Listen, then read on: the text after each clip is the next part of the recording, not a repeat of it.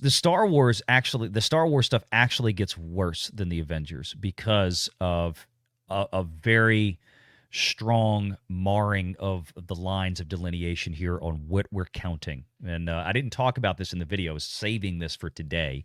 So for those of you who watch the video, you're about to get an extra little tidbit here. No tuition required, folks. No tuition. You're all on scholarship. So if we look at Star Wars, again, using the Mandalorian and Grogu by their own definition in this byline here, the footnotes down here, they don't even use. So on this, it says, again, they didn't count pre-established stuff. So like the original Star Wars movies and all that. No, we're just talking about the 5 Disney Star Wars that we made. It includes none of the direct-to-consumer products. 3 seasons of The Mandalorian, 3 seasons of The Bad Batch, a season of The Clone Wars, Book of Boba Fett, Andor, and then, of course, Acolyte wouldn't be attributed yet because it hasn't hit yet. Because if you did the Disney Plus shows, $2 billion. $2 billion in expenses, exactly. Yep, $2 billion that they left off of there. They also left off the $2.5 billion for 2 Galaxy's Edge theme parks and a closed Galactic Star Cruiser hotel. That's number 2, right? So now we've already established that they've left off $4.5 billion that was directly invested entirely in Star Wars, not included in this bogus figure, right? Well, that's just coincidental. They set up the rules beforehand, not knowing that would happen, of course. Now, if you read this carefully, nor did this include DTC originals or franchises or pre-established franchise consumer products. Here's my next question. Well, let me hold off on that. Let me do this first. Let's talk about DTC, right? People ask about where this is coming from. This actual return, an expected return over a 10-year horizon. Let's break this down. The Force Awakens came out in 2015, December of 2015. So we still have roughly almost, let's call it 20 months of expected return, according to Disney, for The Force Awakens. Does anybody want to take a guess at where the hell any revenue for The Force Awakens may still be coming from for the next 20 months? Disney Plus. Yeah. Hold on to that. Then we've got The Last Jedi. That still has roughly 4 years, almost 4 years of this 10-year expected horizon from its release. And of course, the rise of Palpatine, the rise of Skywalker, that still has nearly 6 years, 5.5 to 6 years left of expected returns. Now, these movies, now it doesn't even include, of course, Rogue One and Solo, which is included in this. But wait a minute, Valiant. How do they find out how much money those are going to make from Disney Plus? Probably because they're already under contract for Disney to pay itself. Wait a minute. That sounds like one pocket to the other. I think you'd be right. And here's what's crazy about this. This is where the bulk, I believe, of this is coming from. And there's a second part, again, that I didn't talk Louise, about. You mean this ROI is derived from Disney paying itself? Yes, it is derived mostly for Disney paying itself. So let's go back to this. To be fair, and again, I always be fair, right? Up until 2019, the first quarter of Disney's fiscal year 2020, after October 1st, that's when Disney Plus launched, the first fiscal quarter of 2020's tax year for Disney. These Star Wars properties that were released before that point, right? So that was just before the final Disney Star Wars movie came out, The Rise of Palpatine. All those movies previously had contracts with Netflix. So Netflix was actually paying Disney, along with a lot of these Marvel movies, they were paying Disney a healthy little tidbit here to get these films onto a streaming platform. And it's very likely that those movies, those 4 movies up to that point, maybe 3, I don't know if Solo would have made the cut by that. Maybe it did. But those 4 movies probably would have gotten maybe $1 billion from Netflix to go over there, or streaming service, before Disney created their own internal streaming service. That true $1 billion of revenue, right? Revenue, a cash flow that came from outside of Disney, genuine sales, would have been included in this 2.9 somehow. But again, on a base that we have no idea what it is, because we don't know how much of the $4 billion that they paid for Lucasfilm was actually attributed to Star Wars, right? We don't know that. We don't. We can guess probably 2.5, maybe $3 billion of that, but we genuinely don't know. Because again, ILM was very lucrative and was definitely probably worth, even back in 2008, I bet ILM was probably worth close to $1 billion. And Skywalker Sound in there too. But it gets crazier. So then they talk about consumer goods, and specifically consumer goods that would be associated with these 5 films.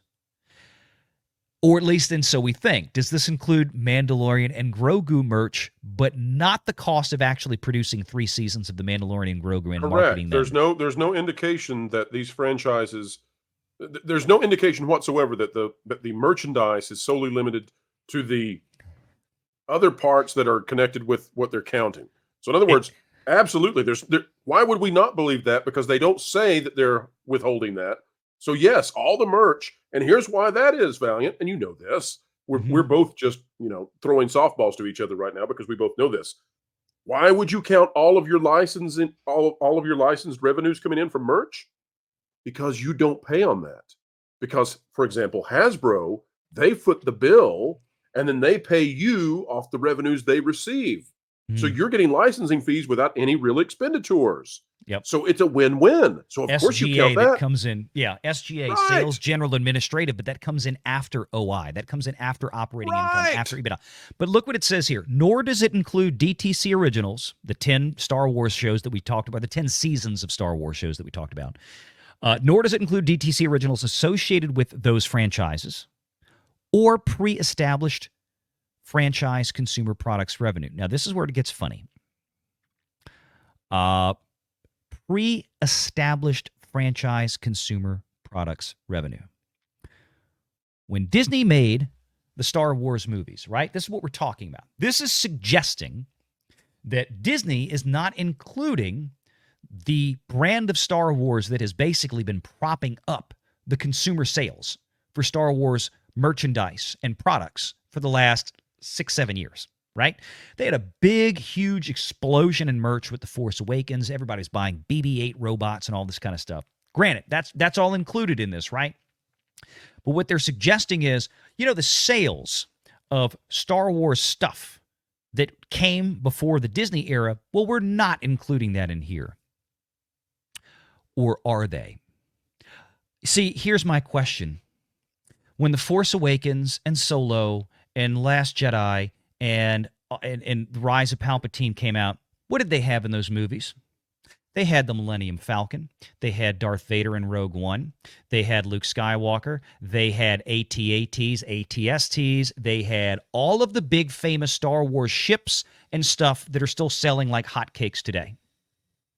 So is Disney maybe being a little disingenuous here by telling us, well, I mean, technically, the Millennium Falcon was in the new Disney Star Wars product, or was in the new Disney Star Wars movies. So, of course, that's included in these merchandise sales. Right. Well, I find it also interesting. If you look at the DTC originals, why would they cut out the DTC originals? Well, because if you go up to Frozen, there's all kinds of little Frozen shorts that are on Disney Plus, and those cost money to make. So if you remove the DTC originals, oh, and by the way, there's those Avengers animated things, the What Ifs from Marvel, right? So if you include DTC originals, you might have to include the production costs on that, and that would make those numbers look worse. Yep. So in the fine print, you find every possible way to exclude the stuff that would make their stats look any worse. These are literally the best you could possibly make these franchises look, and still they failed to present a Star Wars and Marvel that look anywhere close to their girl brands. It still exposes Disney to the criticism we've had, which is your boy brands are suffering. We don't have, listen, let's take them at their word for a moment. Let's pretend. Everybody join the imagination station here, and let's all pretend that Star Wars and the Avengers, that these numbers are real, okay? By Disney's rubric, they're pulling in a third of the girl brand, the second best girl brand they have. That indicates, okay, okay, let's get off the imagination station for a moment. Now let's say these numbers are not accurate. Let's draw it closer to zero, okay? However farther down you pull, we know Frozen is successful. We know Toy Story is successful. However far you pull down that actual meter, Avengers and Star Wars are going to proportionately drop along with those. Yep. So Avengers and Star Wars are badly struggling, and Disney exposed that by showing us the comparison to their second tier girl brand. Yep. And we already know, like I said, with Star Wars especially, because, and that's the one that really gets picked on. That's the worst one on this page. But it's also the one that has the most capital expenditure on it for sure, that we know beyond the shadow of a doubt. Right. More because they didn't spend $2.5 billion on Avengers stuff in the theme parks because they can't. Oh, no, they did. Not in Orlando. Disneyland. Well, in Disneyland. And in Paris. But not, that's what I'm saying, is not in the big park. Right. Right? Not in the big park. But they left that out with the Avengers. Well, there's not a vacant warehouse that I meant to specify parading Disney as a World. hotel before. Yeah. For Avengers, that's a plus. Yeah, specifying, I'm sorry, I should have said, I'm specifying Disney World in this case, biggest but think part. about it, Valiant. That helped him out with Frozen 2. Okay, not Frozen 2, but Frozen TOO. How did it help him out with Frozen? Because they didn't have to include the expenditures on the new Frozen lands going in China. They didn't. Toy Story Land doesn't have to be included in this because all of those would legitimately drop the ROI. Mm-hmm. And any thinking person who really wanted to know what the return on investment was for these franchises would have included those. Yep. That's not what this page is for.